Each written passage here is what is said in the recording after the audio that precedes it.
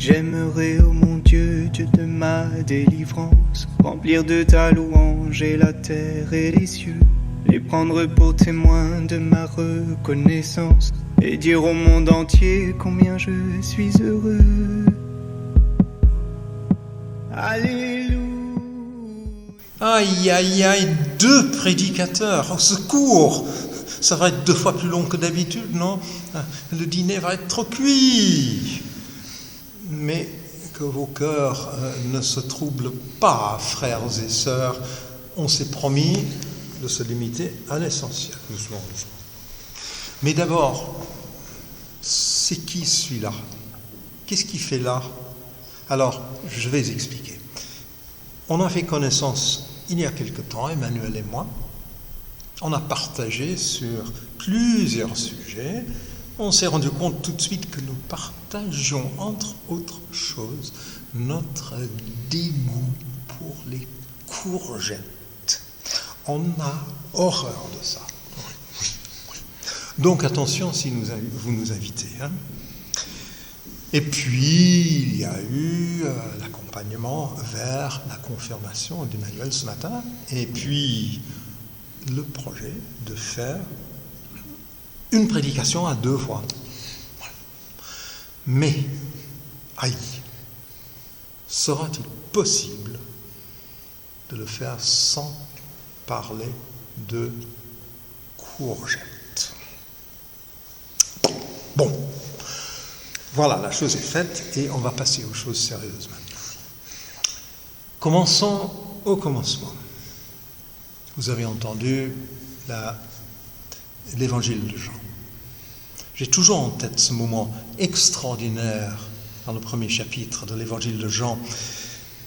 La toute première fois que nous entendons la voix de Jésus. Son prologue dans cet évangile, au commencement, nous rappelle le début de la Bible, de la Genèse, et donc de la première parole de Dieu, créatrice de lumière. Et donc on a le droit de se demander, mais alors la première parole de Jésus, qu'est-ce qu'il va créer lui? Et c'est tellement camouflé dans son récit qu'on la remarque à peine, cette première parole. Jésus, souvenons-nous, Jésus passe près de Jean-Baptiste et 2 des disciples du Baptiste le quittent pour se mettre à la suite de Jésus. Il entend des pas derrière lui et il fait ce que n'importe qui ferait avec un peu de courage. Il s'arrête, il se retourne, il les regarde dans les yeux et il leur demande « Vous voulez quoi? Que cherchez-vous » Voilà une question pour nous tous. Question qui nous met sur un chemin de recherche. C'est la question de toute une vie. Peut-être même la question qui crée l'Église. Peut-être. Ne répondons pas trop vite. Alors, Emmanuel, aujourd'hui, que cherches-tu? Qu'est-ce que je cherche? C'est une vaste question, un mystère que Jésus il nous expose souvent, une interrogation, on l'a tous. C'est très, très, très, très difficile d'y répondre, car souvent on se sent un peu comme Bartimée, aveugle. On a l'impression qu'on ne nous écoute pas. Et pourtant, Bartimée, Jésus vient le voir, Jésus l'écoute. Et je pense que c'est très important. Jésus nous écoute, lui, il nous tend la main. Cependant, à chaque fois qu'il nous relève, il nous redemande « Que cherchez-vous » C'est une terrible question, car on ne peut pas vraiment trouver la réponse. Si on trouvait la réponse, je pense qu'alors, on serait dans le faux. En effet, Jésus ne nous suivrait plus. On ne suivrait plus Jésus, on ne serait plus à ses côtés. On n'aurait plus besoin de lui si on connaissait la direction vers laquelle on va. Cette recherche, elle doit se faire progressivement. Il y a un danger d'avoir raison. Il ne faut pas avoir raison. Mais ne nous y trompons pas. C'est un chemin parsemé d'embûches. Il y a beaucoup de problèmes. C'est pas facile. C'est pas une grande porte large. Comme l'a dit Jésus, c'est une porte étroite où il est difficile de passer. Mais avec son aide, je pense qu'on peut y arriver. On peut le voir d'ailleurs sur cette petite image qui s'affiche. Jésus ne passe pas par les sentiers battus. Et il va à contresens des choses, mais il nous demande toujours de le suivre. Et ça, c'est très important. Parce que sur les grandes routes, il peut sévir l'adversaire. Et le danger d'avoir raison est toujours là, de savoir toujours où on se dirige. D'ailleurs, Jésus, c'est mieux que n'importe qui ce qui est important pour nous. On a besoin d'écouter sa parole pour voir comme Bartimée. On a besoin de lui. Cependant, comme tout être humain, on est plein de vanité. Et ça, c'est assez terrible. On est extrêmement orgueilleux. Et parfois, il nous arrive de ne plus penser à Jésus et on pense qu'on est au centre du monde, nous, les humains, alors qu'on n'est pas grand-chose au final. Jusqu'à très récemment, on pensait que les astres tournaient autour de la Terre, alors que c'est pas vrai du tout. Et quand on élargit notre vision, on essaye de voir au-delà de notre propre personne, ce qui est, je pense, très compliqué. Je n'ai pas encore réussi à le faire, je n'ai pas la prétention d'avoir réussi, mais je pense que si on arrivait à faire ça, on est très angoissé. Parce qu'on se retrouve, comme l'a dit Blaise Pascal, un grand philosophe, on se retrouverait coincé entre l'infiniment grand et l'infiniment petit. Mais Dieu est infiniment. C'est Dieu qui nous entoure. Ce n'est pas une menace. Certes, on aurait face à cette infinité une angoisse naturelle. On essaierait de crier, de gesticuler comme Bartimée. Les autres pourraient nous empêcher de parler, mais ça n'y ferait rien. Et heureusement que Dieu est là. Dieu n'est pas prétentieux. Jésus nous le montre, Dieu n'est pas prétentieux. Il vient jusqu'à nous, on est à côté du chemin, il nous prend, il nous ramène sur le chemin, comme Bartimée, et on marche ensemble. Il nous dit dans les yeux, tu as du prix à mes yeux. Je pense que ma réponse, ce serait celle-ci. Je cherche à suivre Jésus sur le chemin. Ça me permet d'avancer et je souhaite de mettre ma vie entre ses mains et le laisser me diriger sur le droit chemin. Mais Nicolas, à ton tour, que cherches-tu ? Oui, c'est une très bonne question. Tout aussi valable malgré notre énorme différence d'âge, n'est-ce pas ? Et ça me fait penser que la question de Jésus est exprimée avec un verbe au pluriel. Nous sommes tous concernés. C'est ça, l'Église.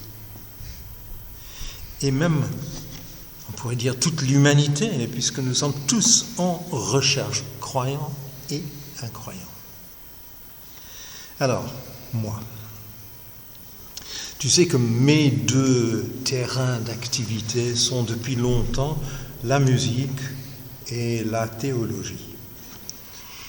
Et j'ai l'impression de plus en plus d'ailleurs qu'il s'agit d'une seule et même recherche.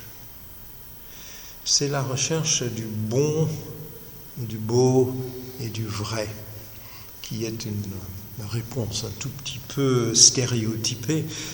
Et j'aimerais bien simplifier un peu en disant recherche de l'amour. La musique sans amour n'est rien. Et la théologie n'est rien d'autre que l'exégèse de ce mot-là, dans son sens le plus large possible. Je sais que j'ai toujours besoin d'agrandir ma notion d'amour, et qu'un de ces jours je vais être sidéré en découvrant toute l'étendue de l'amour de Dieu. J'ai l'impression, comme tu l'as dit, d'un chemin.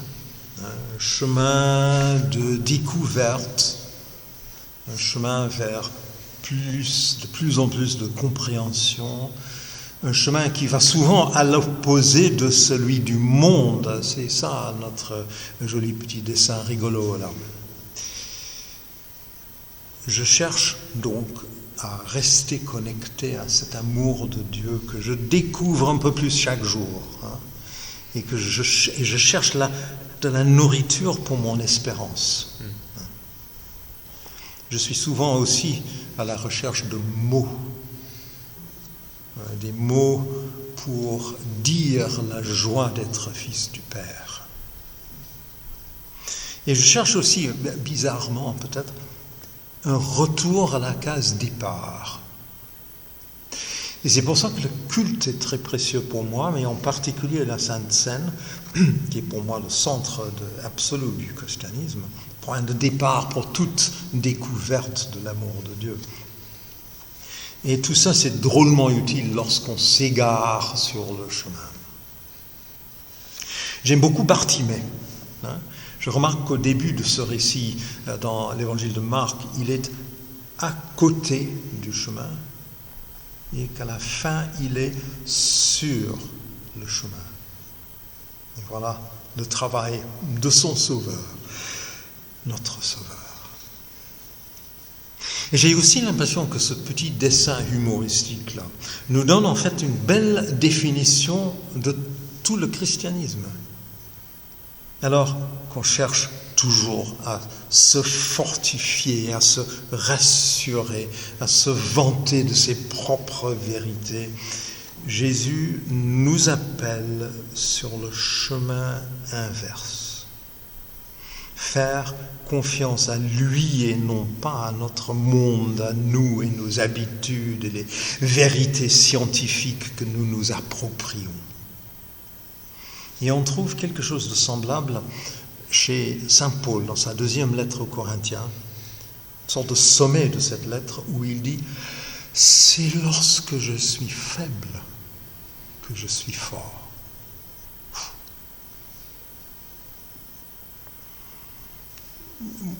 Moi, dans ma prière tous les jours, j'essaie de dire « Toi, Seigneur, pas moi ». Voilà le mouvement de ma prière, si possible, tous les jours. Et puis le dernier mot vient de la part de quelqu'un que nous connaissons tous bien, un adepte des mots et qui sait de quoi il parle.